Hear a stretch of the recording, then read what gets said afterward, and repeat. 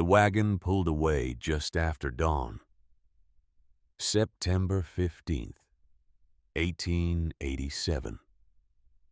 The Wyoming high plains stretched empty in every direction. Grass the color of old brass, bending under a wind that never stopped. The Mitchell wagon, loaded with everything a broken family could carry, creaked east toward a future that promised warmth and wages and the forgiveness that comes with surrender.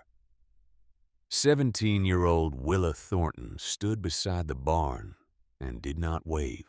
Her father, Robert Thornton, sat rigid on the driver's bench, eyes fixed on the horizon.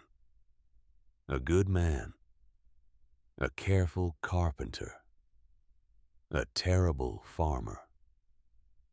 3 years he'd fought this land. 3 years the land had won. The drought had taken his corn. The winter had taken his cattle. The debt had taken everything else. Her mother, Catherine, wrapped in blankets despite the mild morning, coughed wetly into a handkerchief. The sound carried across the empty yard. Consumption, the doctor had said. She needed the East. She needed cities with hospitals and air that didn't scour the lungs. Caleb Thornton, Willa's older brother, 22 and hungry for steel mills and regular pay, held the reins to the second horse.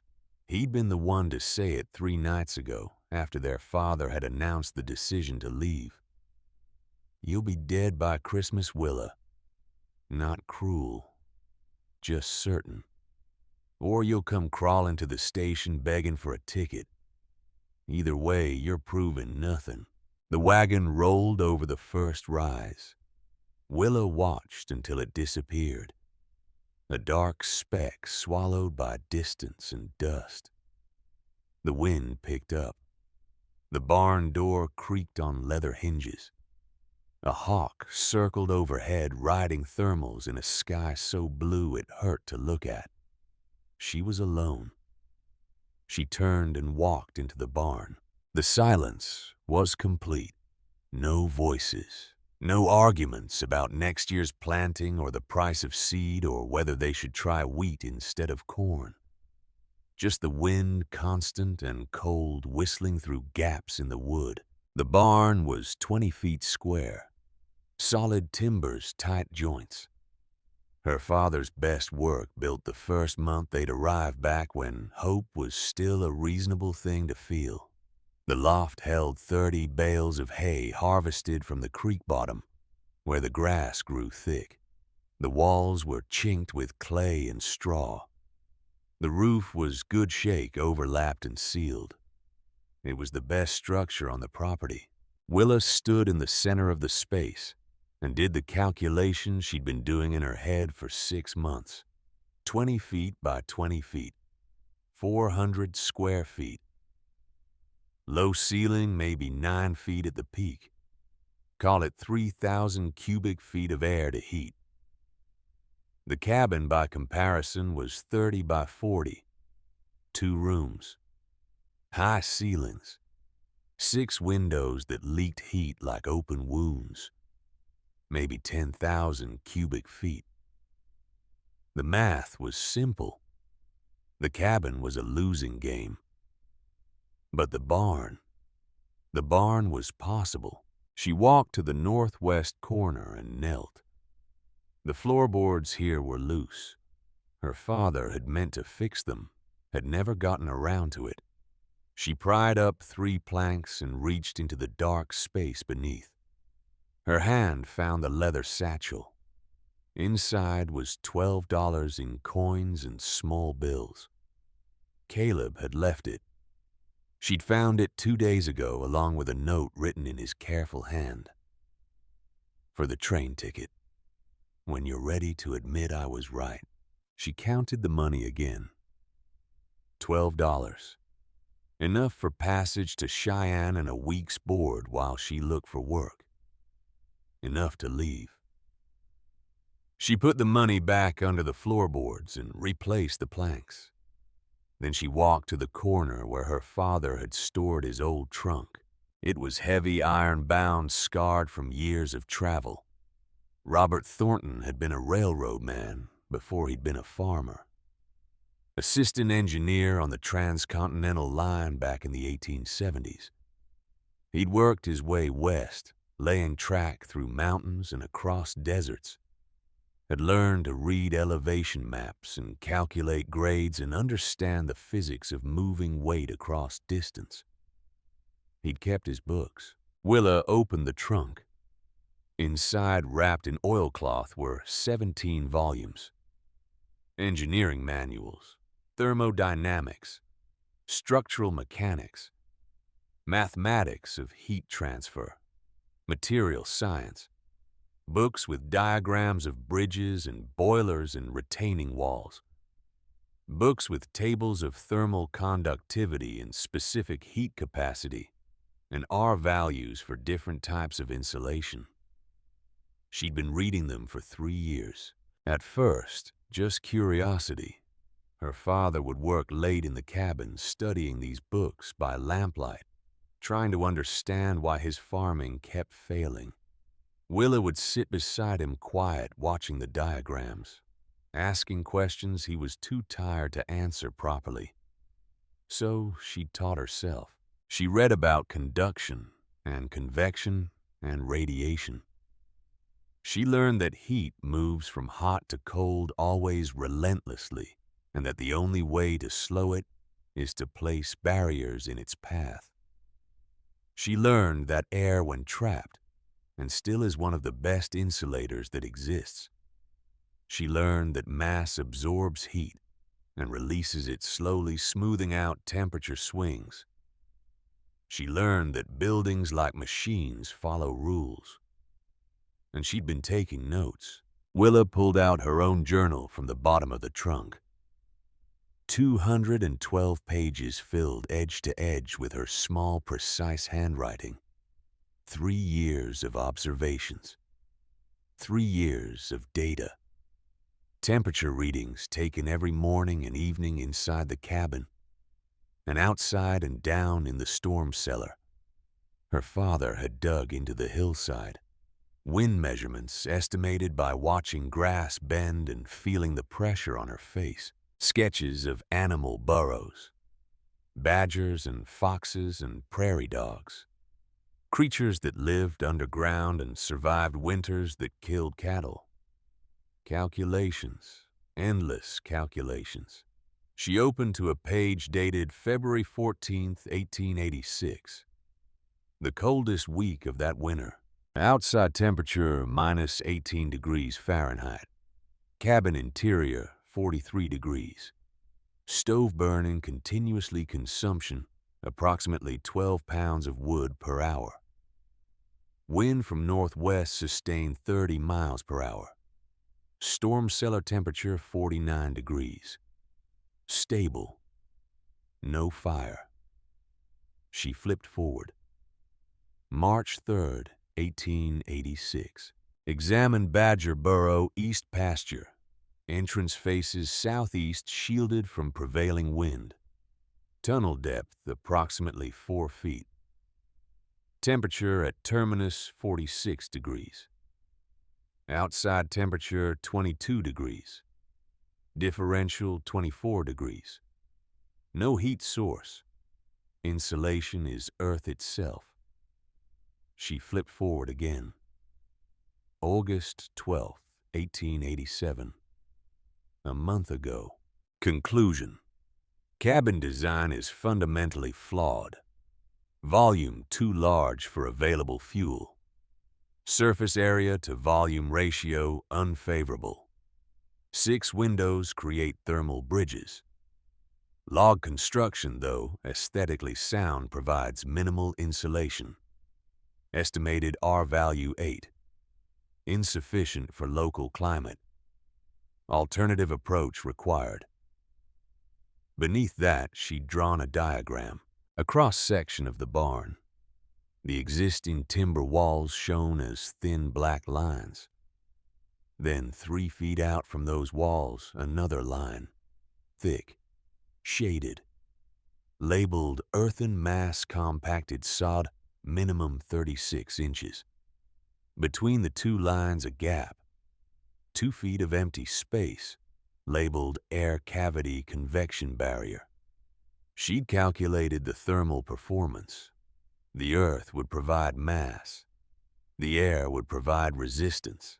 Together, they would create an R value of approximately 40. The cabin had an R value of 8. The difference wasn't incremental. It was categorical. But it required work. Brutal, relentless work. And it required belief in numbers that no one in this valley had ever tested. Willa closed the journal. She looked around the barn, empty now except for hay and a few tools in the small cast-iron stove her father had left behind. She could spend $12 on a train ticket, or she could spend 10 weeks building a wall. She stood and walked outside. The wind hit her immediately, cold and constant. It was mid-September. The first freeze would come in late November, maybe 6 weeks away. The hard cold, the killing cold would arrive in January. She had time. Barely. Willa walked to the equipment shed and found the sod cutter. It was a heavy iron plow, designed to slice horizontal ribbons of prairie grass and the matted root system beneath. Designed to be pulled by a team of oxen. She had no oxen. Her father had sold them in August. She stood looking at the implement for a long moment. Then she walked to the woodpile and selected the longest, straightest branch she could find. Ash 6 feet long, thick as her wrist. She carried it back to the cutter and studied the harness points. An hour later, she had a system. She drove an iron stake into the ground 50 feet from the barn. She attached a rope to the stake and ran it back to the sod cutter. Threading it through a pulley she'd salvaged from the well. The branch became a lever wedged against the cutter's frame. She positioned the blade at the starting point. Then she pulled. The cutter resisted. The earth held tight. She leaned her full weight into the lever feet, braced back straight, and felt the blade bite. 6 inches of progress. She walked to the stake wound, the rope tied on the pulley, locked it, walked back to the cutter, pulled again. 6 more inches. This would be her life for the next 10 weeks. She worked until the light failed. By sunset, she had cut a strip of sod 12 feet long. She used her father's old spade to section it into bricks. 2 feet long, 1 foot wide, 4 inches thick. She lifted the first brick. 50 pounds of earth and grass and roots, dense and heavy and smelling of soil. She carried it to the barn and set it on the ground exactly 3 feet from the north wall. Then she went back and got another. By dark, she'd moved 18 bricks. Her hands were raw. Her shoulders burned. She'd covered perhaps 6 linear feet of the wall she needed to build. She needed 2,000 more bricks.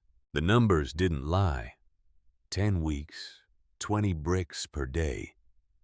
It was possible, just barely. Willa heated water over the stove and cleaned her hands. She ate cornbread and dried meat. She lit the lamp and opened her journal. September 15th, 1887. Family departed. Construction begins. First test of leverage system functional but inefficient. Output 18 bricks, 6 hours. Required daily output 22 bricks to complete north and west walls before freeze. Adjustment needed. She closed the journal. Outside, the wind howled against the barn walls. The timbers creaked. Cold air seeped through gaps in the chinking. This was the enemy. Not the wind itself, but what it did. Wind stripped heat directly from surfaces. A 30-mile-per-hour wind pulled warmth through a log wall 20 times faster than still air. The cabin had fought the wind by burning wood. 5 cords last winter hauled 10 miles from the creek burned by February. Willa wasn't going to fight the wind. She was going to hide from it. The next morning, she adjusted the system. She repositioned the stake, shortened the lever, changed the angle of the rope. By noon, she was cutting faster. By evening, she produced 24 bricks. The day after that, 27. Her body adapted. Her hands toughened. She learned which patches of ground cut easiest where the grass grew thickest and the roots formed the densest mat. She learned to read the soil by color, to avoid sandy patches that crumbled to seek the dark loam that held together like fabric. She called these bricks prairie marble. By the end of week 1, she had 300 bricks stacked beside the barn. She began laying the foundation course. She dug a trench 8 inches deep, running parallel to the north wall. She lined it with gravel for drainage. Then she began laying bricks grass. Side down, joints staggered like a mason would stagger stone. The wall began to rise. 1 foot, 2 feet, 3 feet thick at the base, tapering slightly as it climbed. Every third course she laid bricks perpendicular, tying the outer face to the inner, creating a monolithic structure that would hold its own weight. The physics was woven into every motion. Each brick weighed 50 pounds. 50 pounds of thermal mass. The thick earthen wall wouldn't just insulate. It would store heat during the day, however much the weak winter sun could provide. Then at night, as the temperature plummeted, the wall would radiate that stored heat back inward slowly, steadily. The effect would be a massive dampening of the brutal temperature swings that defined Wyoming winters. And the air gap, the critical 2 feet of trapped air between the sod wall and the barn's timber wall. Still air. Dead air. Air that the wind couldn't touch, couldn't move, couldn't use to strip heat away. The wind's primary weapon was convection, moving air in contact with a warm surface. The air gap made convection impossible. The wind could batter the outside of the sod wall. It could strip heat from the frozen earth, but it couldn't reach the barn itself. Willa worked alone. The hours were long, dawn to dusk 7 days a week. Her muscles screamed. Her back ached with a deep, bone-level pain that never fully went away. She didn't stop. On the morning of September 29th, 2 weeks into construction, she had a visitor. Marcus Brennan. He rode up just after sunrise, a tall man in his 50s with a face weathered by 40 years on the frontier. He owned the biggest ranch in the valley, 3,000 acres, 200 head of cattle, a ranch house with glass windows and a stone fireplace. He'd built half the cabins in the territory. He knew construction the way some men knew scripture. He dismounted and walked slowly around the barn, studying what Willa had built. The foundation was complete. The north wall stood 4 feet high, a thick, organic-looking mass of compressed earth. Willa kept working. She didn't acknowledge him. She lifted another brick, carried it to the wall, set it carefully in place. Marcus watched. Then he spoke. "Miss Thornton." His voice was gravel, not unkind but not warm. What in God's name are you doing? Willa straightened. She met his eyes. Her hands were filthy, caked with clay and grass stains. Her dress was torn at the hem. She looked like exactly what she was. A 17-year-old girl alone trying to survive. Improving the barn, she said. Her voice was flat, factual. Marcus walked closer. He examined the brickwork. He kicked at the base with his boot. Solid. Dense. He ran his hand along the surface. The texture was rough but uniform. You're piling wet earth against timber, he said. Not a question. A statement of fact. That wall will sweat all winter. Moisture will get into your main posts. By spring, you'll have rot. By next winter, the whole structure could come down on your head. He looked at her, waiting for her to understand the mistake. Willa pointed to the gap between the sod wall and the barn's timber frame. I left an airspace, 2 feet. The moisture won't cross it. Marcus snorted. An air gap for the rats to winter in. He shook his head. The gesture wasn't mocking. It was something worse. Pity. Girl, you're going to freeze in there. Or the roof is going to cave in from the weight of all this dirt. Sod is for houses where you have people and fire to keep things dry. It's not for wrapping around a barn. He paused. His voice softened slightly. My wife could use help in the kitchen. Mrs. Brennan. She's getting on in years. You'd have a warm place to sleep. 3 meals. It's honest work. Willa didn't look at him. She bent and lifted another brick. I'm fine here, Mr. Brennan. Marcus sighed. He climbed back on his horse. Suit yourself. But don't come to me when your walls start to weep. He rode away. Willa watched him go. Then she set the brick in place and reached for another. The nickname started that week. She rode to the trading post on October 3rd. She needed salt and kerosene. The post was a rough plank building at the crossroads 10 miles east. A gathering place. News and gossip flowed through it like water. As Willa tied her horse, she heard a loud voice from the porch. Jake Porter, freight driver. Big man with a bigger mouth and a streak of cruelty that came out when he had an audience. Well, look what crawled out of the dirt.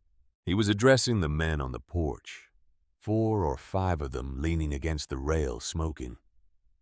It's the Thornton girl. I hear she's building herself a tomb out there. Getting a head start. Digging her own grave to save the undertaker the trouble.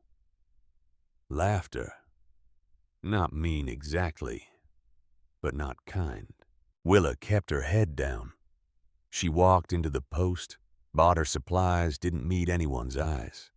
The clerk, an older man named Hastings, was polite but distant.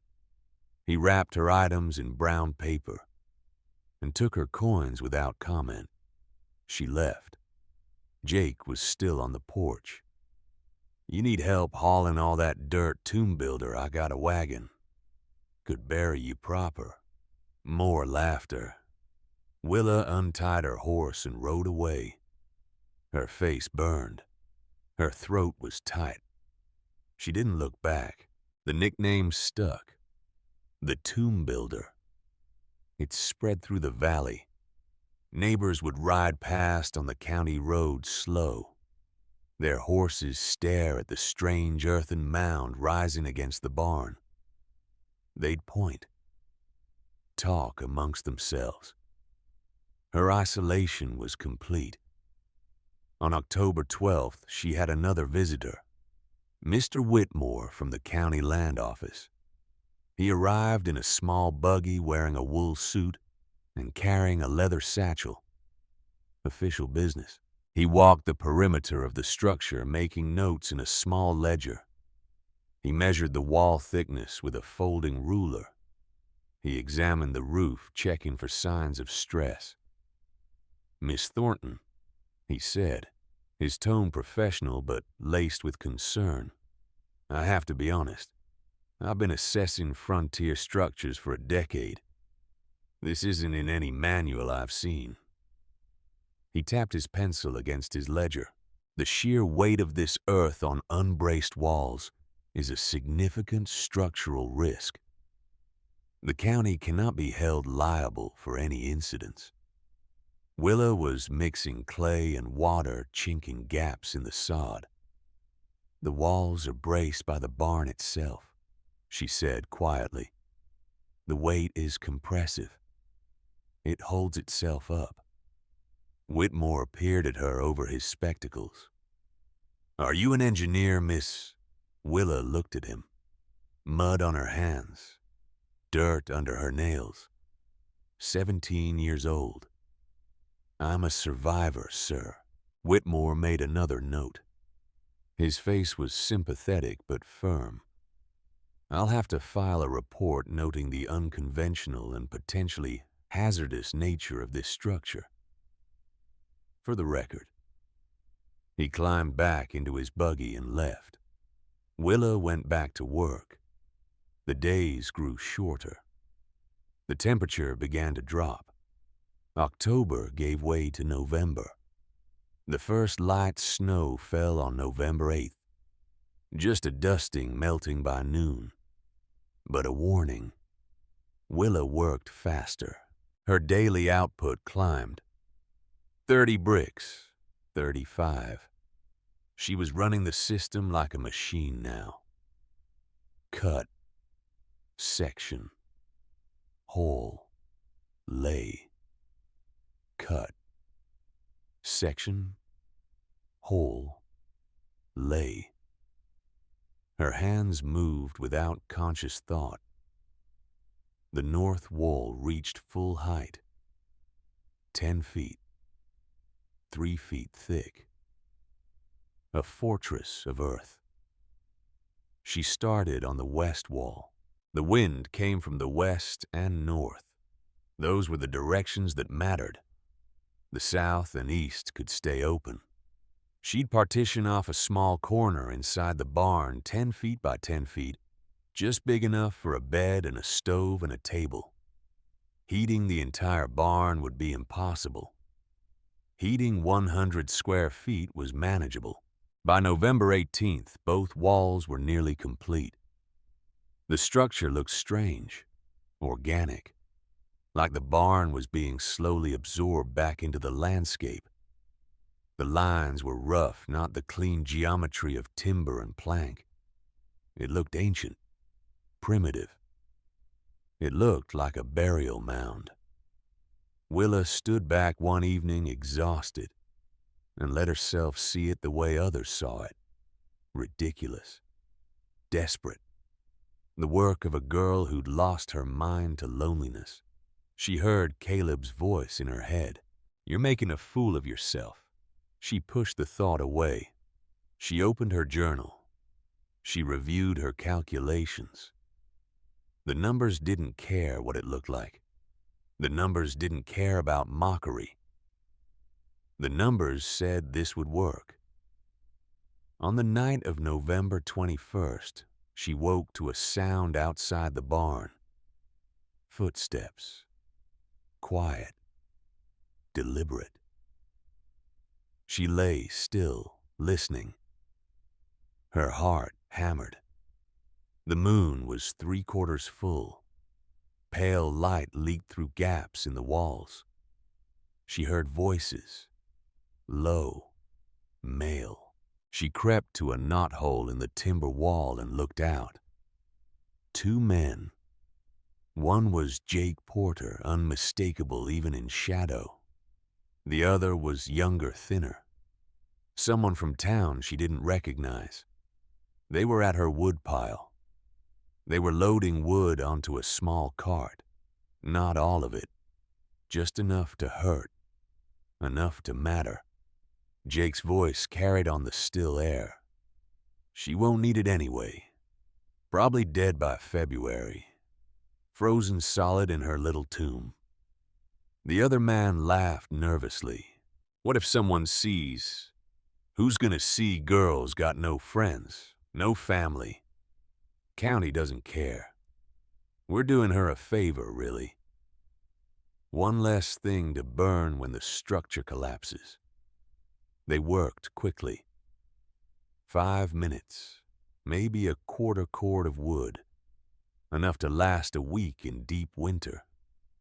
Then they left, pulling the cart away into the darkness. Willa stood motionless. Her hands were shaking, not from fear, from anger, from the sheer injustice of it. She could report it, ride to town, tell the sheriff. But who would believe her, the crazy Thornton girl? The tomb builder accusing respected men of theft. She walked to the woodpile in the morning. The gap was obvious. She counted what remained. She did the math. She had enough fuel. Barely. If her calculations were correct, if the wall performed as designed, she had enough. But there was no margin for error now. She went back to work. November 24th. The temperature dropped hard. Morning frost that didn't melt. Ice in the water bucket. The west wall was 90% complete. Just the top courses left.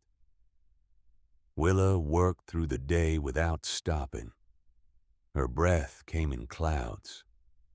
Her fingers were numb. By evening, she laid the last brick. The structure was finished. She stood back and looked at it. The north and west faces of the barn were encased in earth. 3 feet of solid, compressed school sod. The surface was rough, already hardening in the cold. It looked like a natural feature of the landscape, like the barn had grown out of the ground itself. The total cost in cash, $0. The cost in labor, everything she had. Willa walked inside. She'd already partitioned off her corner. 10 feet by 10 feet. Walls made of canvas and old blankets hung from the rafters. Not pretty, but functional. The small cast iron stove sat in the center. A stovepipe ran up through the roof. Beside the stove, a wooden crate that served as a table. A bedroll on the floor. A lamp. Her journal. Her father's engineering books. She had moved her provisions in. 50 pounds of flour. Dried meat. Root vegetables from the garden. Salt. Coffee. And wood. The woodpile inside, now protected, accounted for. She built a small fire. 4 logs. The stove heated quickly. She put a pot of water on to boil. Then she walked outside and looked at the thermometer she'd hung on the barn's exterior wall. 22 degrees Fahrenheit. She went back inside. Waited an hour. Let the fire settle to coals. She checked the thermometer she'd hung inside her partition space. 54 degrees. A 32-degree differential. With 4 logs. In the cabin, her family had burned 12 pounds of wood per hour to maintain 43 degrees when it was 18 degrees outside. She was burning maybe 8 pounds total and getting 54 degrees at 22 degrees outside. The math was working. Willa sat on her bedroll. She allowed herself one moment of quiet satisfaction. Not triumph. Not yet. But confirmation. The wall was doing what walls made of earth and air were supposed to do. Outside, the wind picked up. She heard it hit the sod wall with a low, dull sound. Solid. immovable. Inside, the air was still, warming. She opened her journal and wrote, November 24th, 1887. Construction complete. First thermal test, exterior 22 degrees, interior 54 degrees, fuel consumption minimal. Air gap performing as calculated. No moisture detected on timber walls. Structure stable. Initial results exceed projections. She closed the journal. Outside, the first real snow of the season began to fall. Light flakes drifting down through the darkness. Willa banked the fire. She lay down. Sleep came quickly. 3 miles away, Marcus Brennan stood in his ranch house feeding split oak into a fireplace that roared like a forge. The house was 46 degrees. His wife Ruth sat wrapped in blankets, shivering. Outside, the thermometer read 19 degrees. Marcus looked out the window toward the dark shape of the Thornton place invisible in the distance. "She won't last a month," he said to the fire. The fire crackled. The wind howled. The temperature kept dropping. December arrived cold and stayed cold. December came in cold and stayed cold. The first week brought temperatures that made the old-timers shake their heads. Single digits at night. Teens during the day. The kind of cold that made breath freeze in beards that turned spit to ice before it hit the ground. Willa kept records. Every morning at 6. Every evening at 6. 2 measurements 12 hours apart. Outside temperature, inside temperature. Fuel consumption. The journal entries were precise. December 1st. Outside 8 degrees. Inside 52 degrees. Wood burned 6 pounds 4 logs of split cottonwood. Wind from northwest sustained 20 miles per hour. December 2nd. Outside 4 degrees. Inside 53 degrees. Wood burned 6 pounds. Wind from northwest sustained 25 miles per hour. December 3rd. Outside 2 degrees. Inside 54 degrees. Wood burned 7 pounds. Wind from north gusting to 30. The pattern held. As the outside temperature dropped, she added slightly more fuel. But the relationship wasn't linear. It wasn't desperate. She was burning perhaps 7 to 8 pounds of wood per day to maintain temperatures in the low 50s. She did the math in her head constantly. 7 pounds per day. Call it 50 pounds per week. 200 pounds per month. She had maybe 1,500 pounds of wood inside the barn. 3 months of fuel. Maybe 4 if she was careful. The winter would last 5 months. But she wasn't worried. Not yet. Because the wall was doing something she'd predicted but hadn't quite believed until now. It was storing heat. On sunny days, even weak winter sun, the exterior surface of the sod wall would warm slightly. The dark earth absorbed radiation.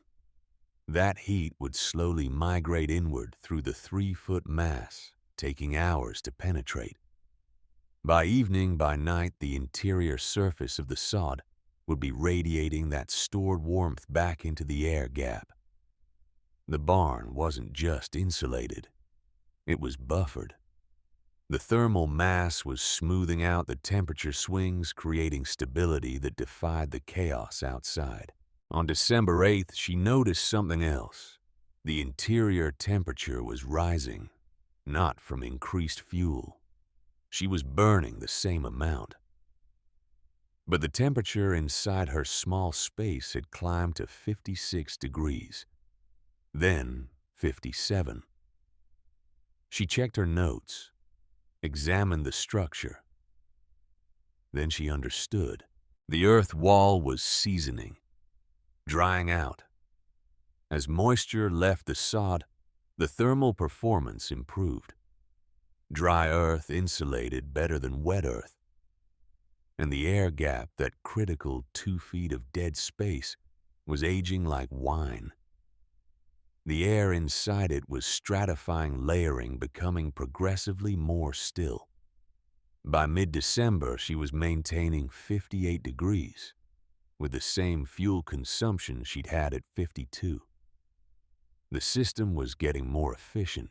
She wrote it down, documented it, drew diagrams showing the heat flow patterns she believed were developing. She was alone in a barn in the middle of Wyoming in the coldest December in 20 years.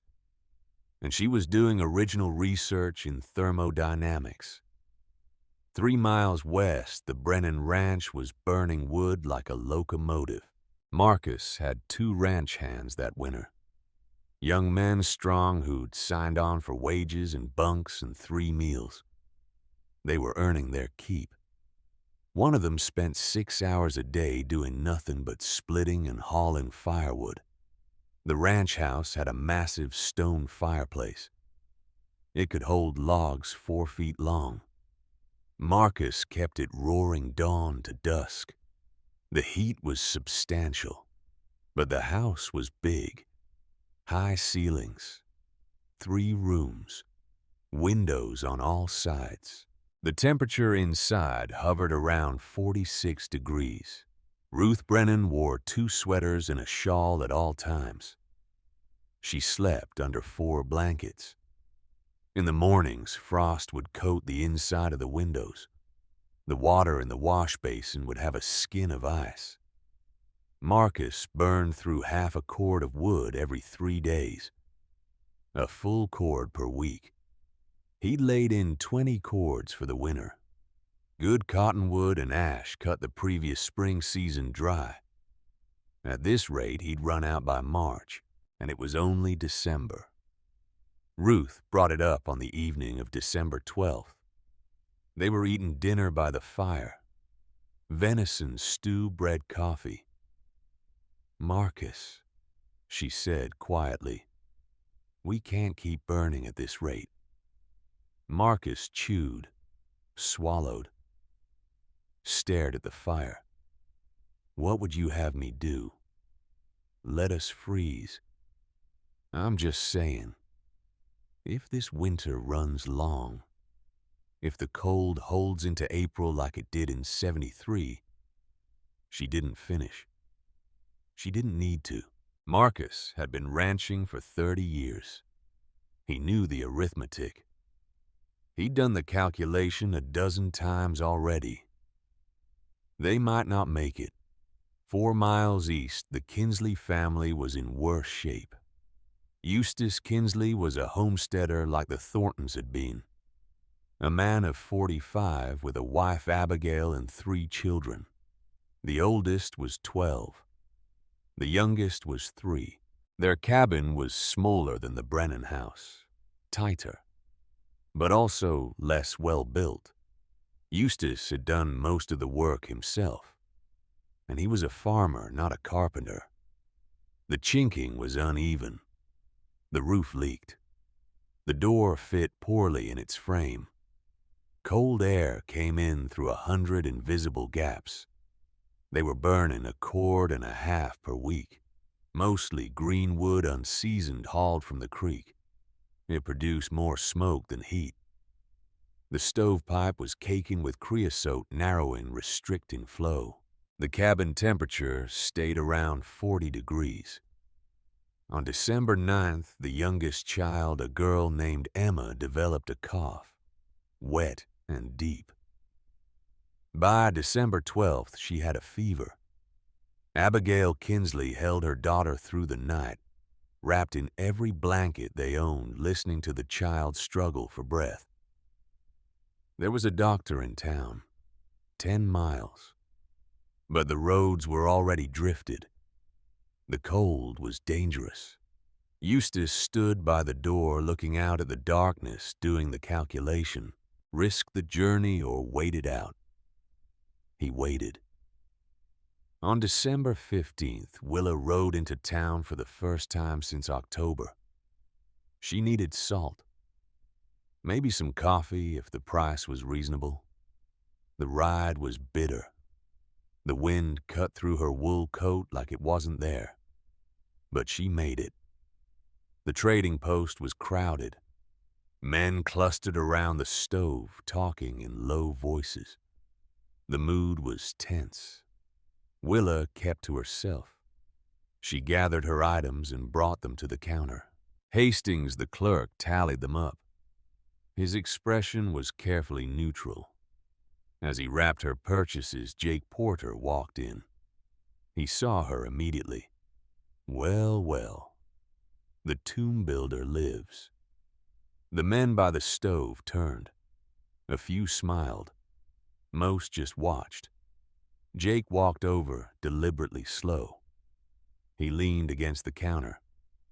Heard you're still out there, all alone in your little dirt castle. He grinned. Must be getting mighty cold at night. Willa met his eyes, said nothing. Jake's grin widened. He was performing now, playing to the crowd. I'll tell you what, I got a bet going. $50 says you don't make it to February. $50 says you come crawling into town half frozen begging for help. He looked around the room. Several men nodded. One laughed. Marcus Brennan took the bet. He says you won't last till January. Man knows construction. He figures that pile of dirt you built is gonna collapse right on top of you. Jake leaned closer. His voice dropped, but not so low that others couldn't hear. So what do you say, tomb builder? You ready to quit now? Save everyone the trouble of digging you out come spring. Willa picked up her wrapped purchases. She looked at Jake Porter for a long moment. Then she spoke, her voice quiet and absolutely level. Keep your money, Mr. Porter. You're going to need it. She walked out. Behind her there was silence, then laughter. Uncertain, nervous. Jake watched her go. His grin faded slightly. Something in her eyes had been unsettling. Not fear, not desperation, certainty. The ride back was long and cold. Willa's face burned, but not from the wind. The bet. $50. Her life wagered like a card game. She thought about stopping. Thought about the $12 still hidden under the floorboards. She rode past the turnoff to the train station and kept going home. That night she made a new entry in her journal. December 15th, outside -2 degrees, inside 58 degrees. Wood consumption 7 pounds. Public sentiment hostile. Financial wager placed on my death. Expected outcome survival. Calculated outcome validation. She underlined the last word twice. Christmas came and went. Willa spent it alone. She allowed herself a small indulgence. She cooked a proper meal. Biscuits, beans with salt pork, coffee with sugar. She sat at her small table and ate, slowly savoring warmth and quiet. Outside, the temperature was -8 degrees. Inside, it was 57. She thought about her family. Wondered where they were. Philadelphia, probably. Caleb working in a factory. Her mother seeing doctors. Her father looking for carpentry work. She wondered if they thought about her. If they assumed she was dead.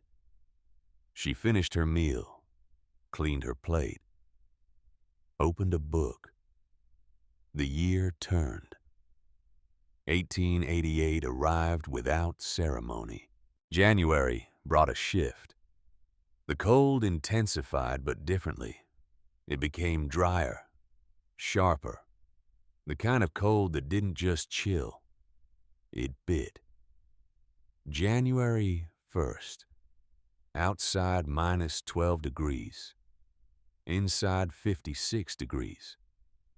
January 3rd, outside minus 18 degrees, and inside 55 degrees. January 5th, outside minus 25 degrees, inside 54 degrees. The temperature inside was dropping. Not dramatically, but measurably. Willa increased her fuel consumption slightly, 8 pounds per day. 9. It held at 54 degrees. She reviewed her calculations. The wall was performing as designed, but there was a limit to what earth and air could do. At some point, the differential would become too great. The heat loss would exceed the insulation's capacity. She didn't know where that point was. The books didn't have data for this exact configuration. She was in uncharted territory. On January 7th, she woke to a different kind of silence. The wind had stopped. She sat up, listened. Nothing. No howl. No constant pressure against the walls. Just stillness. She dressed and went outside. The air was shockingly cold. So cold it hurt to breathe. Each inhalation felt like knives in her lungs. The thermometer read minus 30 degrees. The sky was clear, crystalline. Stars so bright they seemed close enough to touch. The Milky Way was a river of light overhead. She looked north. The horizon was dark, but there was something in the air, a quality of pressure, of waiting. She'd read about this in her father's notes, in old journals kept by railroad surveyors. Before the worst storms, there was often a calm, a pause, the atmosphere gathering itself. Willa went back inside.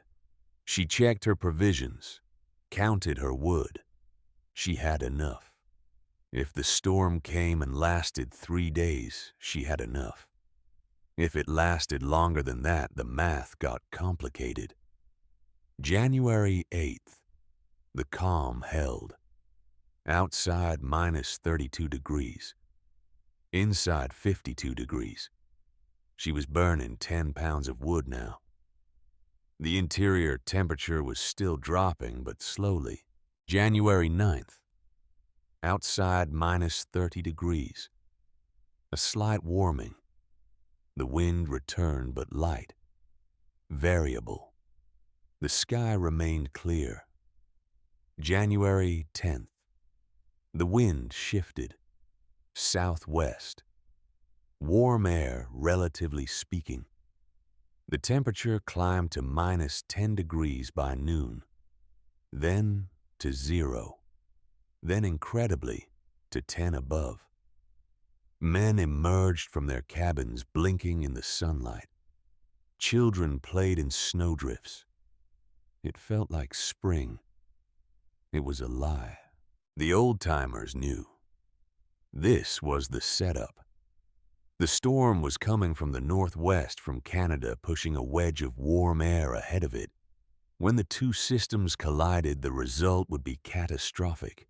By evening, the sky had changed. The blue was fading, replaced by a sickly yellow-gray. The clouds were moving fast. Too fast. Willa brought in the last of her exterior woodpile. She'd been keeping some outside, covered by canvas. She dragged it all inside now. Stacked it against the wall. She filled every container with water. She checked the stovepipe. She made sure the barn door could be barred from inside. Then she waited. January 11th dawned clear and warm. 18 degrees, almost balmy. The wind had died completely. The silence was absolute. Willa stood outside at noon and looked north.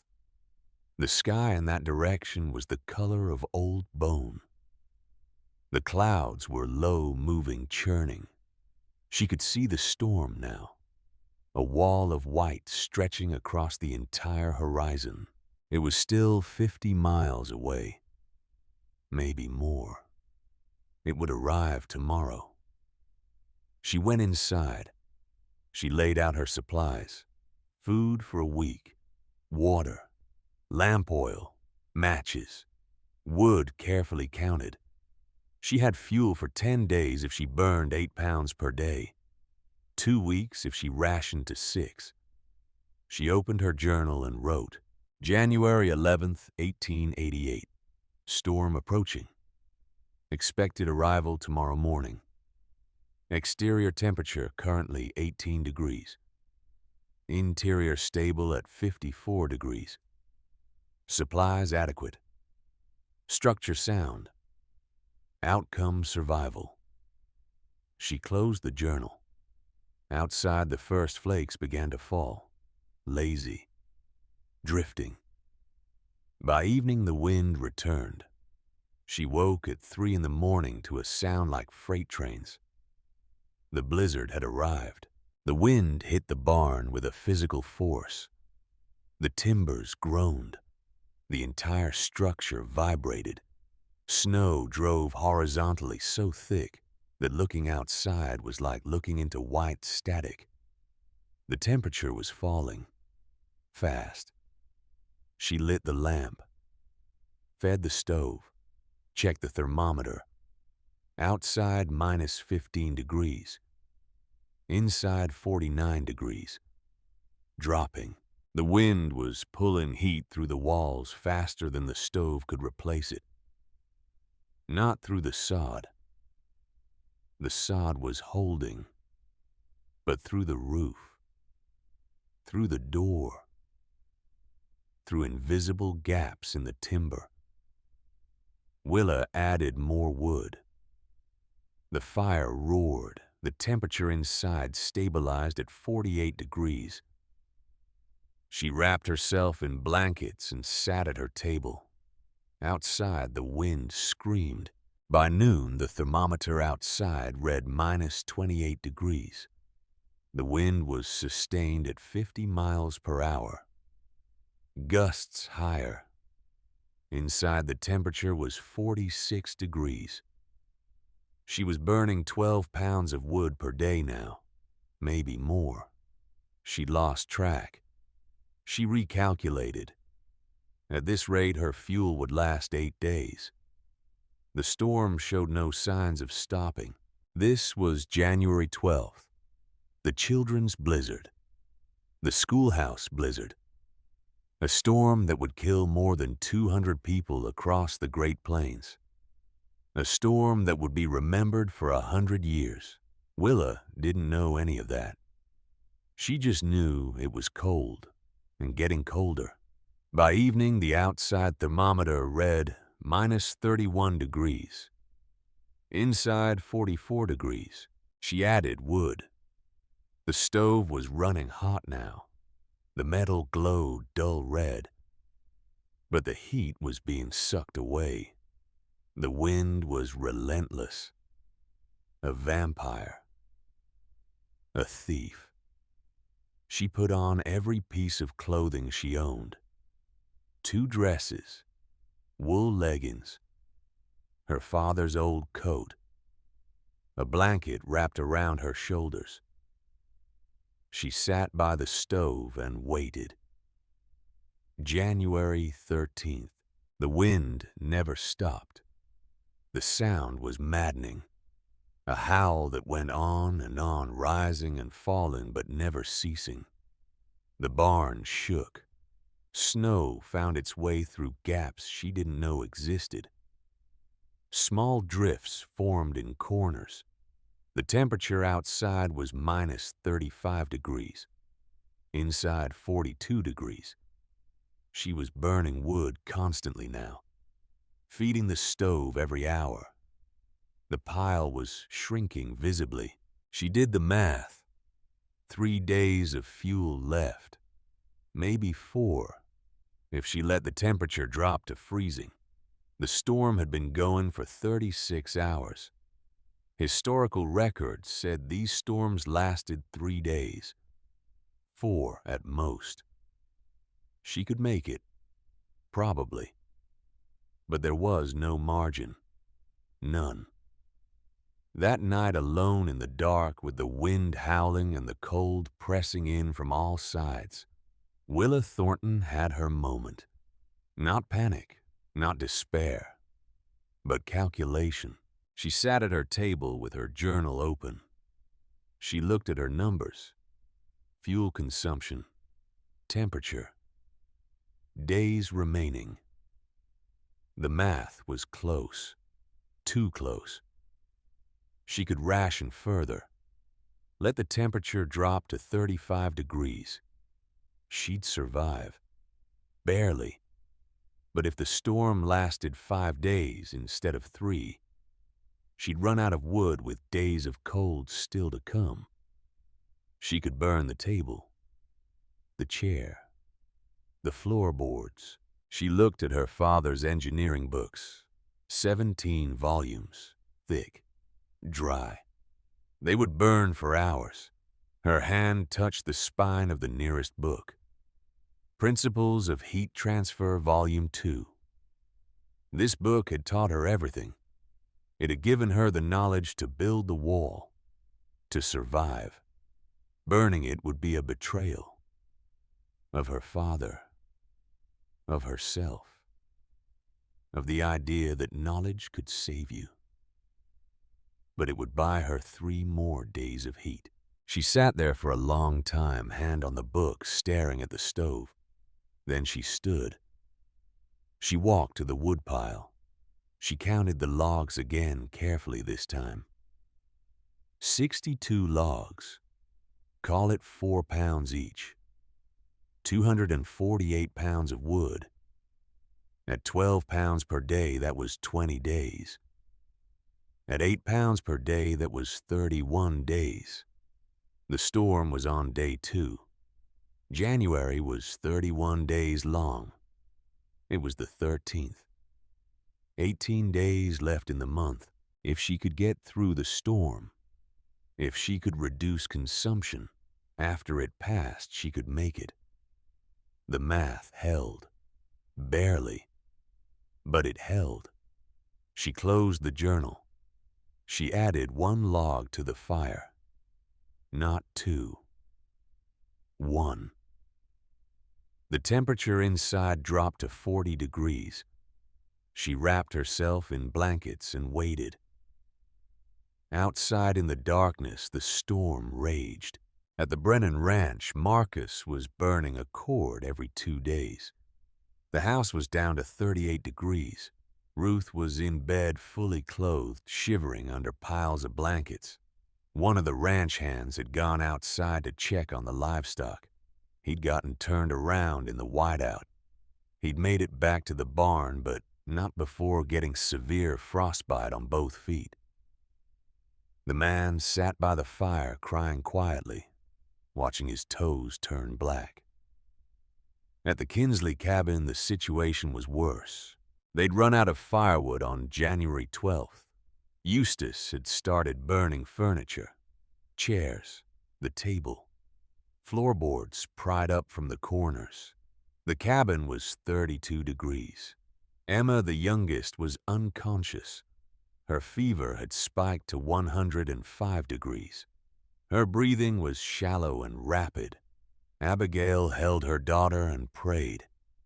Eustace stood by the window, staring out at the white void, feeling the weight of his failures. By the morning of January 14th, Emma Kinsley was dead. They wrapped her small body in blankets and placed her in the corner of the cabin. The ground was frozen solid. They couldn't bury her. They'd have to wait for spring. Abigail didn't cry. She was beyond that. She just sat on the floor staring at nothing.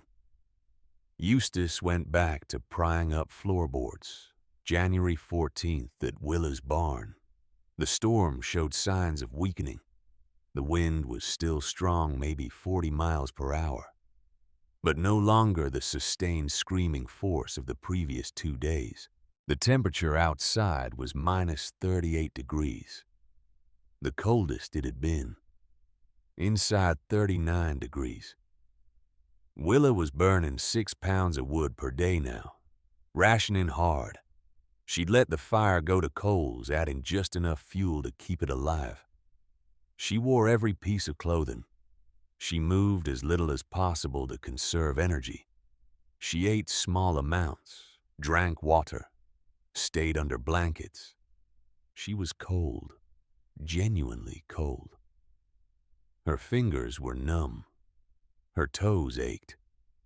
But she was alive, and the storm was breaking. By evening, the wind had dropped to 20 miles per hour. The snow was lighter. Visibility improved from 0 feet to maybe 10. January 15th. Dawn came clear and brutally cold. The wind was down to 10 miles per hour. The sky was blue, crystalline. The sun rose over a landscape transformed. Snow had drifted to the eaves of buildings. Fences were buried. The roads were impassable. The temperature was minus 35 degrees. But the storm was over. Willa waited until noon to go outside. She needed to see, to confirm that it was real. She pushed open the barn door. It was heavy, blocked by drift. She had to force it, putting her shoulder into it. The door opened. Cold air hit her like a wall. She stepped outside. The world was white, utterly white. The barn was half buried. Snow had drifted against the north and west walls, some drifts reaching 8 feet high. The sod wall was completely covered. But the barn was standing. Willa walked around the perimeter.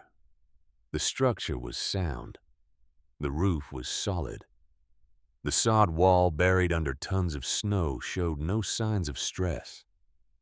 She checked the exterior thermometer, minus 35 degrees. Then she went back inside and checked the interior thermometer, 41 degrees. She'd survived. The worst storm in living memory.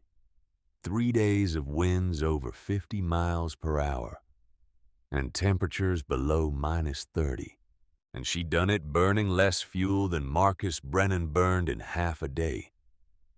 She sat down at her table.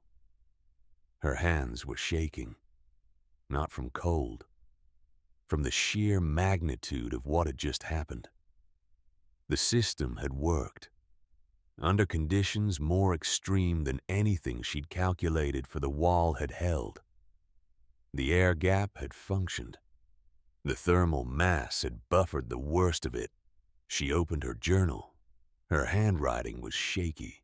January 15th, 1888. Storm concluded. Duration 72 hours. Minimum exterior temperature minus 38 degrees Fahrenheit. Minimum interior temperature 39 degrees. Total fuel consumption during storm 36 pounds. Structure performed beyond projections. Survival confirmed. She closed the journal. Outside, the sun was shining. The temperature was beginning to climb. It would reach minus 20 by evening. Warm, relatively speaking. She had fuel for another 3 weeks. The worst was over. Willa added wood to the stove. Not 6 pounds. 8. She let herself be warm. For the first time in days, she allowed herself to think about what came next. 3 miles away, Marcus Brennan stood in his yard, looking at the devastation. Cattle frozen where they'd huddled. Outbuildings collapsed under snow load. His fuel shed half empty. He'd burned through 8 cords in 3 days. He had 12 cords left for 6 more weeks of winter. The math wasn't good. He climbed on his horse. The animal was weak, underfed, but mobile. He rode slowly down the county road, checking on neighbors. The Kinsley place was silent. Smoke came from the chimney, but barely. Marcus knocked on the door. Eustace opened it. His face was gray, hollow. Marcus saw the small bundle in the corner. He understood immediately. "I'm sorry," he said quietly. Eustace nodded, said nothing, closed the door. Marcus rode on. He passed 4 more homesteads. 2 were abandoned, the families fled. 1 showed signs of life. The last was questionable. Then he turned south toward the Thornton place. He didn't know why. Morbid curiosity, perhaps, or guilt. He'd bet $50 that she'd be dead. He expected to find the barn collapsed, the girl frozen inside.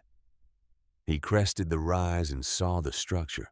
It was standing, half buried in snow, but standing. And from the roof, a thin wisp of smoke rose into the clear air. Not the thick, desperate smoke of a fire being frantically fed. Just a small, lazy curl. The smoke of a fire that was adequate, controlled. Marcus stopped his horse. He stared. Then he saw movement. The barn door opened. Willa Thornton emerged. She was carrying a small bucket. She walked to where the snow had drifted against the north wall. She scooped snow into the bucket. Her movements were calm, unhurried. She was wearing a simple wool coat, unbuttoned. The temperature was minus 20 degrees. Marcus Brennan sat on his horse and felt something crack inside his chest. It wasn't possible. It defied everything he knew about cold and heat and survival. But there she was, alive, moving with the easy confidence of someone who was warm, who had fuel, who had margin. He wanted to ride down, to ask, to understand. But pride held him back. He'd mocked her, bet against her, called her a fool. He turned his horse and rode home. But the image stayed with him. The girl in the unbuttoned coat, the thin wisp of smoke, the impossible warmth. Marcus Brennan didn't sleep well on the night of January 17th. He lay in bed fully clothed under 4 blankets, listening to Ruth's shallow breathing beside him. The house was 40 degrees. The fire in the main room had burned down to coals. One of the ranch hands would rise at 4 to rebuild it, to start the desperate daily cycle of wood and warmth. But Marcus couldn't stop seeing the image. The girl, the unbuttoned coat, the thin wisp of smoke, the impossible calm of it. He'd spent 40 years on this frontier. He'd built structures from the Dakotas to Colorado. He knew wood and stone and the bitter mathematics of heat loss. He knew what winter demanded and what it took. What he'd seen at the Thornton place violated everything he understood. By morning, he'd made a decision. He needed to know. January 18th brought a slight warming, -12 degrees, almost spring-like after the depths of the storm. The sky was clear, the sun brilliant on the endless white. Marcus spent the day working, checking cattle, assessing damage. 3 head lost to the storm, 2 outbuildings with collapsed roofs, fence lines buried under drifts that would take weeks to clear. His wood supply was critically low, 10 cords remaining. At current consumption, that was maybe 5 weeks. And February was always the coldest month. He did the math over and over, trying to find a way it worked out. It didn't. That evening, he sat with Ruth by the fire. She was mending clothes, her fingers clumsy with cold. "We might need to go to town," Marcus said quietly. "Stay at the hotel for the rest of winter." Ruth looked up. Her face was drawn, exhausted. "Can we afford that?" Marcus didn't answer. They both knew the answer. January 19th. Marcus rode the perimeter of his range. More dead cattle. The financial losses were mounting, but his mind wasn't on the money. He kept thinking about thermodynamics, about the simple physics of it. Heat flows from hot to cold, always. The rate of flow depends on insulation. The capacity to hold warmth depends on mass. He'd read books. Years ago, when he was young and ambitious, he'd studied construction the way some men studied scripture. But he'd never seen anyone wrap a building in earth. Why would you? Earth was heavy, difficult to work, prone to settling. It held moisture. Except Earth also had mass. Tremendous mass. And mass stored heat. And if you created an air gap, if you separated the Earth from the structure, you could prevent moisture transfer while maintaining thermal benefit. It was theoretically sound. He'd just never seen it done. Until now. January 20th dawned cold and clear, -18 degrees. Marcus loaded a quarter cord of firewood onto a sledge. Good ash, well seasoned. He told Ruth he was checking on the Mitchell girl. A charitable visit.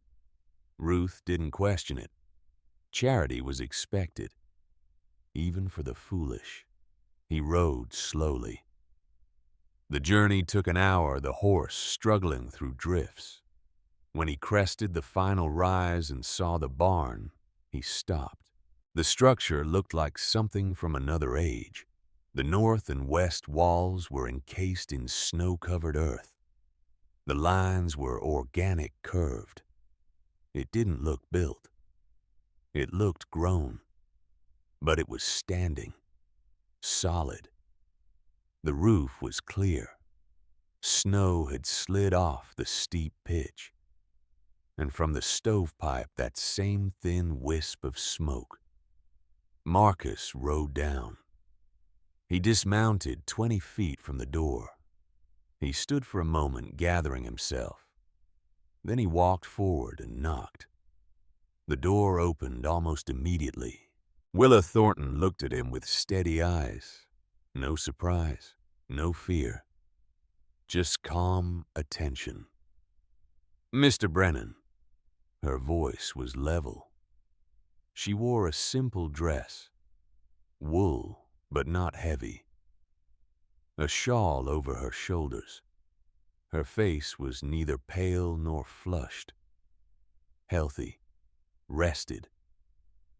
Behind her, Marcus could see into the small partitioned space. The stove glowed softly. A kettle sat on top, steaming gently. A book lay open on the small table. The lamp was lit even in daylight. It looked like a room in autumn, not the heart of the worst winter in living memory. "Miss Thornton," Marcus said. His voice came out rougher than intended. "I brought wood. Thought you might be running low." Willa glanced at the sledge. A quarter cord of prime ash, enough to heat his ranch house for 2 days. "That's kind of you," she said, "but I have enough."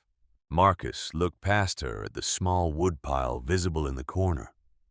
Maybe 60 logs. He did the quick calculation. At normal consumption rates, that was 3 days of fuel. 4 at most. "That won't last long," he said. "It'll last until March," Willa replied. Marcus stared at her. March was 6 weeks away. The math didn't work. Couldn't work. Unless... "May I come in?" he asked. Willa stepped back. "Of course." Marcus entered. The warmth hit him immediately. Not a blast, not the dry, fierce heat of an overworked stove. Just gentle, steady warmth. He'd brought a calibrated thermometer, a professional surveyor's instrument accurate to within 1 degree. He'd carried it in his coat to keep it from freezing. "Do you mind if I take a reading?" he asked, pulling it out. "Go ahead." Marcus hung the thermometer from a nail on one of the timber posts. Then he waited. 3 minutes. Standard protocol for accurate measurement. While he waited, he looked around. The space was perhaps 10 feet square. Simple. Almost Spartan. But organized. Clean. Everything had a place. He examined the walls. The interior surface of the barn's original timber construction was visible. He touched it. Cool, but not cold. Not even close to cold. No frost. No moisture. Bone dry. His objection, the one he'd thrown at her 2 months ago, had been wrong. The air gap was working. The vapor barrier was holding. He looked at the thermometer. The mercury had settled. 57 degrees Fahrenheit. Marcus stared at the number. He picked up the thermometer, examined it in the lamplight. The reading was clear, unambiguous. He pulled out his pocket watch, checked the time, then walked to the door, opened it. The cold air rushed in. He stepped outside and checked the exterior thermometer Willa had mounted to the barn wall. Minus 18 degrees. He went back inside, closed the door, looked at the interior thermometer again. 57 degrees. The differential was 75 degrees. He turned to Willa. She was sitting at her table watching him with quiet attention. "How much wood are you burning?" His voice was hoarse. "About 5 pounds a day now," she said. "It was higher during the storm, 8 or 9 pounds, but the system has stabilized." Marcus did the math in his head. 5 pounds per day, 35 pounds per week, 140 pounds per month.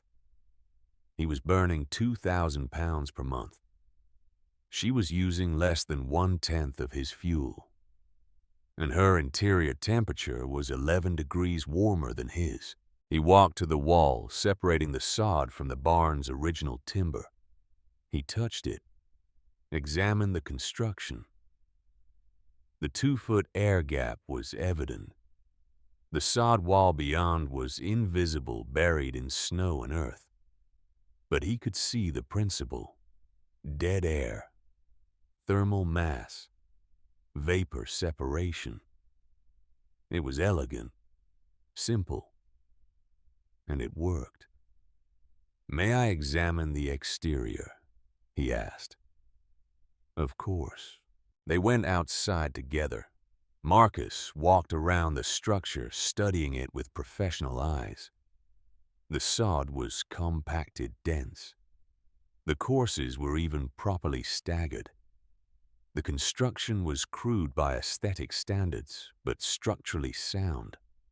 He cleared snow from a section of the north wall. The sod was frozen solid, hard as stone. He knocked on it with his knuckles. The sound was dull, absorbed. "This is 3 feet thick?" he asked. 36 inches, Willa confirmed. "And the air gap is 2 feet 24 inches. Marcus straightened. He looked at the barn, then at the girl standing beside him in her unbuttoned coat. He felt something he hadn't felt in 30 years. The humility of encountering something genuinely new. Something that worked better than anything he'd ever seen. They went back inside. Marcus sat at the small table without being invited. Willa put the kettle on for coffee. "How did you know this would work?" he asked finally. Willa was quiet for a moment. Then she walked to the corner and picked up her journal. She set it on the table in front of him. "I calculated it," she said simply. Marcus opened the journal. The first page was dated 3 years ago. The handwriting was small, precise, meticulous. He began to read. Temperature logs, wind measurements, observations of animal behavior, sketches of burrows and root cellars. And then, as the pages progressed, something else. Calculations, thermal conductivity values for different materials, R-value estimates, heat loss equations, diagrams showing convection patterns, radiation transfer, conduction rates. This wasn't guesswork. This wasn't intuition. This was engineering. Marcus looked up at Willa. "Where did you learn this?" "My father's books," she said. She gestured to the small shelf. 17 volumes. Professional engineering manuals. "I taught myself." Marcus closed the journal carefully. He sat back in his chair. The coffee was ready. Willa poured 2 cups and sat down across from him. For a long moment, neither spoke. Finally, Marcus said, "I called you crazy." Willa sipped her coffee, said nothing. "I told everyone you were building a tomb. I said you'd be dead by Christmas." He paused. The words were hard to say. "I bet $50 that you wouldn't survive to January." Willa met his eyes. Her expression didn't change. "Did you win or lose?" she asked. "I lost," Marcus said. "I lost the bet. But I won something else." "What's that?" "I learned that I'm a fool, and that you're not." The silence stretched. Outside, the wind had picked up slightly. Inside, the stove crackled softly. "I was wrong," Marcus said. Each word was deliberate. About everything. The moisture, the structural risk, the whole concept. He gestured at the space around them. "This is the most thermally efficient structure I've ever seen, and I've been building for 40 years. Willa nodded slowly. "Thank you for saying that." "I want to understand it," Marcus said. "The principle, the mathematics. Because my family is suffering. The Kinsleys lost their youngest daughter. The whole valley is barely surviving. And you're sitting here reading books in 57-degree warmth." He leaned forward. "Will you teach me?" Willa looked at him for a long moment. She thought about the mockery, the public humiliation, the bet. She thought about Caleb's words. "You're making a fool of yourself." She thought about the choice between bitterness and grace. "Yes," she said, "but spring is better for building. The ground needs to thaw." Marcus nodded. "When this winter breaks, I'll help you. Publicly. I'll tell everyone I was wrong. I'll help the Kinsleys rebuild. Anyone who wants to learn this method." "Why?" Willa asked. Marcus looked into his coffee. "Because you were right. And because people are dying. And because I'd rather be a fool who learned than an expert who killed his neighbors through ignorance." They talked for another hour. Marcus asked questions. Willa explained the principles. She showed him her calculations, her diagrams. She walked him through the logic of thermal mass and air gaps and convection barriers. Marcus listened like a student, taking mental notes, asking for clarification, beginning to understand. When he finally left, the sun was low in the sky. He climbed on his horse and looked back at the barn. It didn't look primitive anymore. It looked revolutionary. He rode home through the gathering dusk, his mind racing with possibilities. February arrived cold, but without the savage intensity of January. The temperatures stayed in the single digits, manageable. On February 1st, a county buggy arrived at Willa's barn. Mr. Whitmore from the land office, accompanied by a surveyor named Thompson. Whitmore had come in October to express concerns. He was back now to document reality. "Miss Thornton," he said formally, "I'm here to conduct an official assessment, with your permission." "Of course," Willa said. They spent 3 days. Whitmore and Thompson measured everything: wall thickness, air gap dimensions, thermal performance. They brought calibrated instruments. They took readings at different times of day, different weather conditions. Exterior temperature average -6 degrees. Interior temperature average 56 degrees. Fuel consumption documented at 6 pounds per day. Thompson, the surveyor, was a quiet man who rarely spoke. But on the 3rd day, as they were packing their instruments, he said, "I've surveyed 400 structures in this territory. This is the most efficient one I've ever measured, by a factor of 10. Whitmore wrote his report carefully. He included Willa's calculations. He credited her by name. He noted her age and circumstances. The report was titled Thermal Performance Assessment, Earth Bermed Shelter Construction, Laramie County, Wyoming Territory. It was technical, data-heavy, dry, and it was devastating in its implications.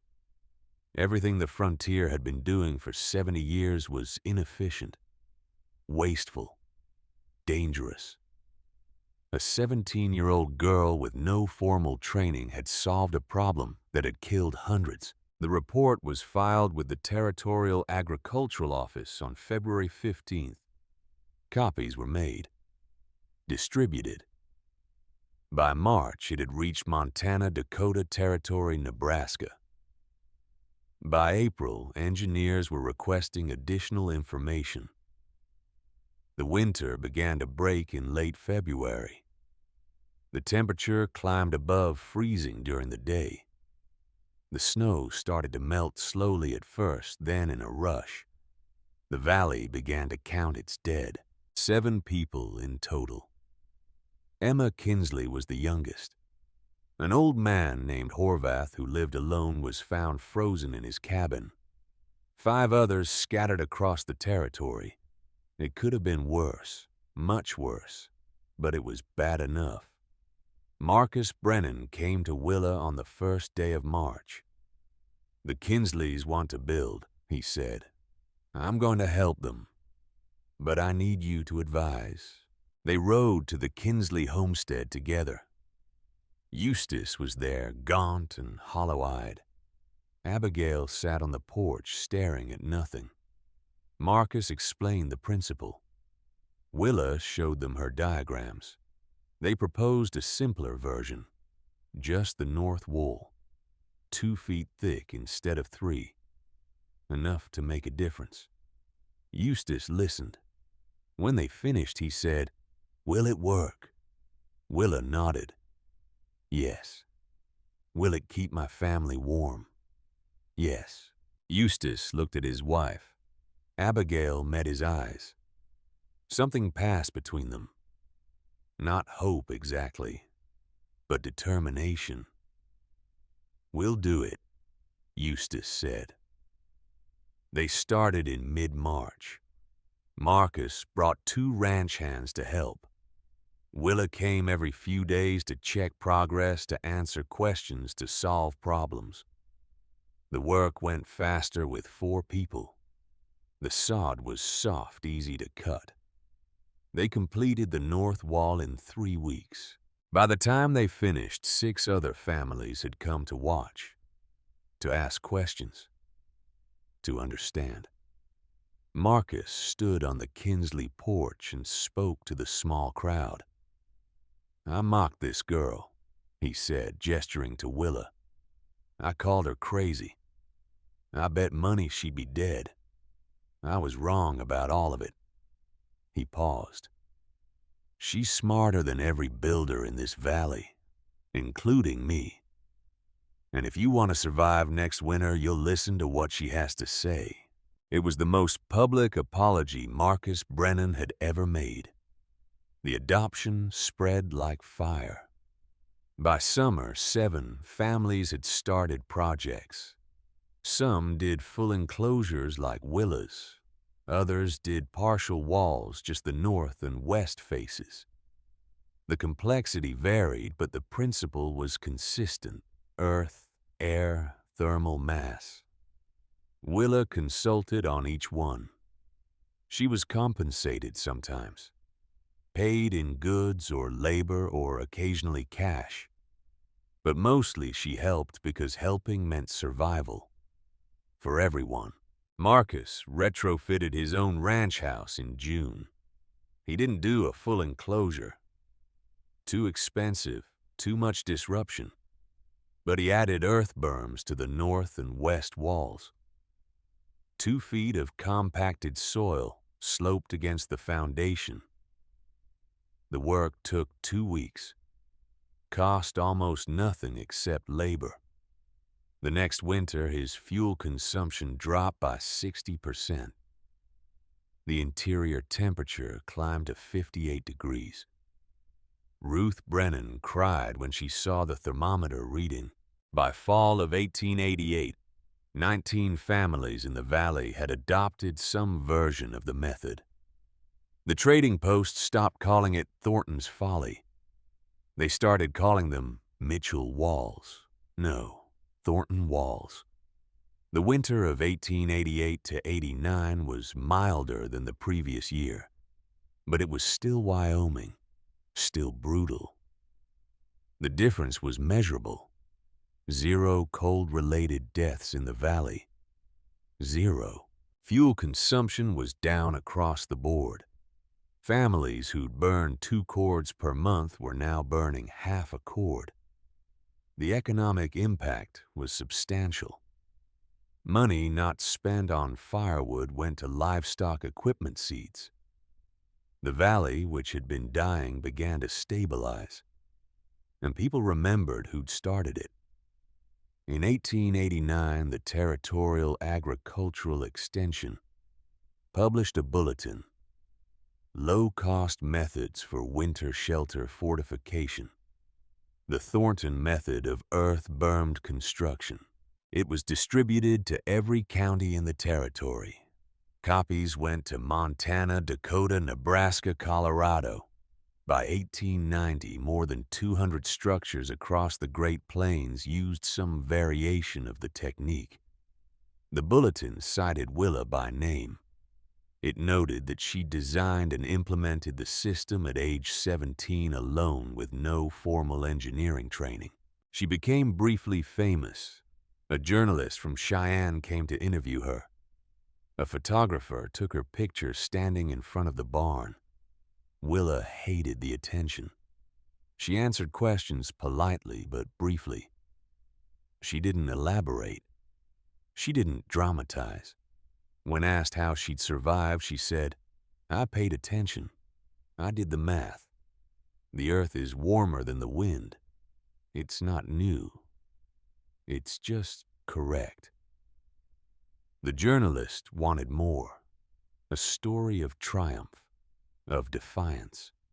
Willa gave him data. The article ran anyway. It was good. It was accurate. It spread. By 1891, agricultural colleges were teaching the principle. By 1895, engineering journals were citing it. By 1900, it was standard practice in cold climates. The innovation was absorbed into the background, the way good ideas often are. Most people forgot where it came from, but some remembered. In December of 1888, a letter arrived for Willa from Philadelphia. The handwriting was Caleb's. "Sarah, I heard stories. A journalist from Cheyenne wrote about the girl who defeated winter with dirt. They meant you. I was wrong. I'm sorry. Can I visit? Caleb." Willa wrote back, "Come for Christmas. I'll keep you warm." He came. On December 23rd, riding the train to Cheyenne and then a stage to the valley. When he walked into the barn, he stopped, felt the warmth, looked at the thermometer reading 58 degrees, looked at his sister. "You were right," he said quietly. "I doubted you. I shouldn't have." Willa hugged him. "You gave me $12. That helped. You gave yourself survival. That's all you." They spent Christmas together, warm, fed, safe. On December 26th, Caleb asked, "Are you angry at me, at Father, at everyone who left?" Willa thought about it. "No," she said finally. "You all did what made sense to you. I did what made sense to me. We're all still here. That's enough." Caleb stayed through January. He helped Marcus Brennan with a new project. He learned the technique. When he returned east, he took plans with him. By 1892, earth-bermed construction was being used in Pennsylvania coal country. The principle spread. The years passed. Willa lived in the barn for 5 more years. She consulted. She taught. She documented improvements. In 1893, she married a surveyor named William Chen. No, wait, not Chen. A surveyor named William Garrett. They built a house together, earth-bermed, efficient, warm. They had 3 children. She taught them all mathematics and physics. The barn stood. Willa kept it maintained. She wouldn't sell the property. By the 1920s, it had become something of a landmark. The original Thornton structure, preserved. By the 1970s, during the energy crisis, researchers rediscovered passive solar design. Earth sheltering, thermal mass. They found Willa's original documentation in the Wyoming Historical Society archives. Her journal, her calculations. Whitmore's official report. One researcher and architect named Sarah Caldwell wrote, Willa Thornton anticipated R40 wall assemblies by 90 years. She understood thermal mass before the term existed. She was doing passive house design in 1887. The barn was placed on the National Register of Historic Places in 1982. In 2015, a passive house architect named Michael Torres visited the site. He brought thermal imaging equipment. The barn was still standing, still owned by the Thornton family descendants, still maintained. Torres took readings. The structure, even unpowered, maintained a temperature differential of 15 to 20 degrees from ambient. After 127 years, he stood in the space where Willa had lived, where she'd survived the winter of 1888, where she'd proven that observation and calculation could overcome tradition and assumption. He opened his laptop and pulled up Willa's original journal, scanned and digitized. The handwriting was small and precise. The calculations were correct. The earth is warmer than the wind, she'd written. It's not new. It's just correct. Torres closed the laptop. He looked around the space. Then he took out his phone and called his office. I'm at the Thornton site, he said. We need to run new models. I think we've been underestimating thermal mass in our designs. In 2024, a documentary was made. The engineer's daughter, how a 17-year-old girl changed building science. It told the story. The family leaving, the wall, the storm, the validation. It interviewed descendants, engineers, historians. It showed the barn still standing. The documentary ended with a scene. A modern homesteader, a man in his 60s, sitting in his own earth-burned home in Montana. Solar panels on the roof, thermal mass walls, R50 insulation. His home was warm, efficient, off-grid. He was reading Willa's journal, a printed copy available now as a book. She was 17, he said to the camera, alone, with nothing but books and determination. He paused, looking at the pages. She didn't complain. She calculated. She didn't hope. She engineered. He showed his own temperature log. Exterior minus 15 degrees. Interior 62 degrees. Fuel minimal. The physics hasn't changed, he said. Neither has human resilience. He set the book down, looked at the camera. When people ask me why I built this way, I tell them about Willa Thornton. I tell them that a teenage girl with no formal training solved a problem that killed hundreds. I tell them that knowledge and work and attention can beat anything. He smiled slightly. And I tell them that the earth is warmer than the wind. Always has been. Always will be. The camera pulled back, showed his home. Efficient, warm, sustainable. Built on principles proven in a barn in Wyoming in 1887. The documentary faded to black. But the story didn't end. Because every winter somewhere, someone builds a wall of earth, creates an air gap, trusts thermal mass over brute force, and stays warm. The principle endures. The math holds. And somewhere in the quantum uncertainty of history, a 17-year-old girl stands beside a barn holding a journal, looking at numbers that don't lie. She survived. She calculated. She proved it. The rest is physics.